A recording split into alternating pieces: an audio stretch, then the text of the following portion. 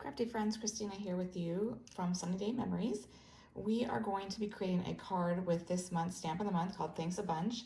This is the perfect stamp of the month for the month of November for all of the gratitude that we're all feeling as we approach Thanksgiving.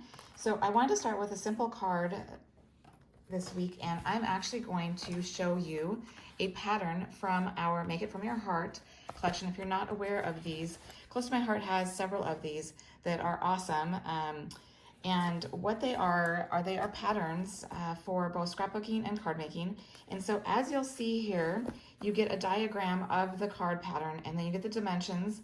And you can see here, when I put the card, let's see if I can get in the frame here both, it's exactly like that. The idea is that it kind of inspires you to get started. You've got a couple of ideas that come along with it. And so it's just kind of a nice jumping spot for you to get going on creating a card or a scrapbook layout, but today we're going to use it for a card. I just thought it'd be kind of a fun thing to introduce you to it if you're not familiar with it. It just makes it so much quicker and easier to create cards. So let's go ahead and bring in all of the stuff that I've pre-cut to go along with this. So I'll put the sample up here that I've created.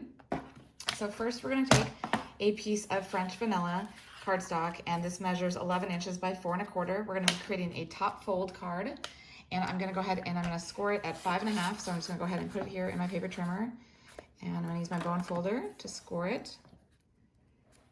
So that's going to be the base of our card, and then I'm going to go ahead and fold that, and then use my bone folder to make sure I get a crisp fold at the top after I line up the edges of the bottom here to make sure they all meet up. Okay, so now we've got our card base.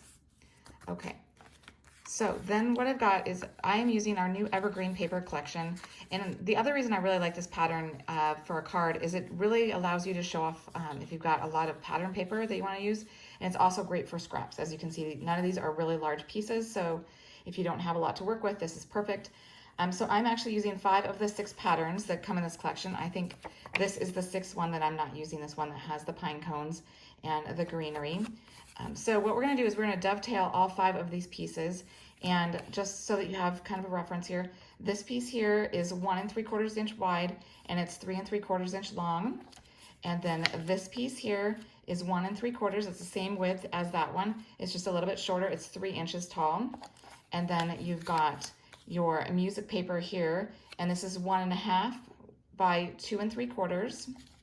Oops. And then you've got your plaid here. This plaid piece is, let's see, it's 1 3/8 by 2 3/8. And then finally you have this pretty greenery one, and this one measures 1 1/4 by 2 1/2. So we're gonna go ahead, what I like to do is take like pieces together so I can kind of cut a couple of them at a time. So I'm taking the pieces flush to the bottom here so that when I go ahead and dovetail them, I'm dovetailing them both at the same time and they're gonna come out similar. So I'm kind of going midway between the 2 edges here, and I'm going up about 1/2 inch.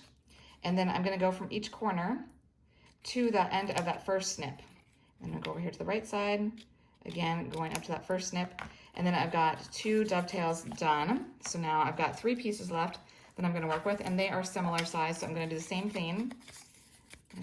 Just change it up so that the width works for me here. And since the width does get a little bit smaller, I'm gonna kind of eyeball centering it here so that when I do the snipping, it is gonna be about center in that paper. And then same thing with this greenery one, kind of center it on that mink plaid. Okay, so then I'm gonna do the same thing where I go about center, about halfway up, and I start from the left corner, go up to that first snip, then go to the right corner, and do that first snip. And then get all these little pieces out of the way. Then I've got 3 more that are dovetailed. Easy enough. Okay, so now we're gonna go ahead and start putting it together. Actually, let's do our stamping first. That way we have that all done. So we're gonna pull out our stamp set here. I already have them on blocks. We're gonna be using the gratitude sentiment here, and we're adding the so much. So the colors that we're using today are pine and acorn. Acorn is one of our new colors this year. And I'm just gonna grab the foam from the stamp set so that I can get a nice crisp image. All right, so we're gonna start by using the largest image, which is the gratitude. So we're gonna pull in the pine, and I'm gonna go ahead and ink that up. Good, nice and inked. And then I'm gonna go ahead and center it here up on the right hand corner. Go ahead and hold it down for a second so it gets a nice amount of the ink going ahead and absorbing into the paper. All right, so we've got gratitude stamped. Now we're gonna bring in the acorn